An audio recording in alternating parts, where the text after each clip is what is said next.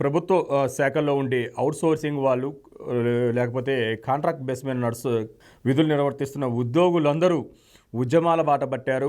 ఉద్యమాంధ్రగా తలపిస్తుంది ఆంధ్రప్రదేశ్. వాళ్ళ యొక్క డిమాండ్స్ ఏవైతే ఉన్నాయో అవి నిర్వర్తించాలి. ఏదైతే గ్రాట్యుటీ విషయంలో అంగన్వాడీలైతే ఎట్లా అయితే 15 రోజుల నుంచి ఫైట్ చేస్తున్నారో అదేవిధంగా వివిధ శాఖల్లో ఉండేవారు ఇప్పుడు ఏదైతే సమ్మె నోటీస్ ఇచ్చారో వారందరూ ఒకటే ఒకటి డిమాండ్. వాళ్ళ ఉద్యోగాల్లో ఉన్న సమస్యలు జగన్మోహన్ రెడ్డి గారు గతంలో 2019లో ఏదైతే హామీలు ఇచ్చారో అవి నెరవేర్చాలని చెప్పి పెద్ద ఎత్తున డిమాండ్ చేస్తున్నారు. వీరందరూ వైపు అయితే మరోవైపు నిన్నటి నుంచి వాలంటీర్లు కూడా మెరుపు సమ్మెకు దిగుతున్నారు. జగన్మోహన్ రెడ్డి గారు ఒక సైన్యంగా ఏర్పాటు చేసుకొని గ్రామ వార్డుల్లో వాలంటీర్లు సేవలు అందిస్తూ అటు ప్రభుత్వానికి వైఎస్ఆర్సీపీ పార్టీకి పూర్తిగా అనుకూలంగా పనిచేస్తున్న వాలంటీర్లు కూడా వారి యొక్క వేతనాలు పెంచాలని చెప్పి పెద్ద ఎత్తున డిమాండ్స్ వినిపిస్తూ వారు కూడా సమ్మెకు దిగుతున్న పరిస్థితి ఉంది.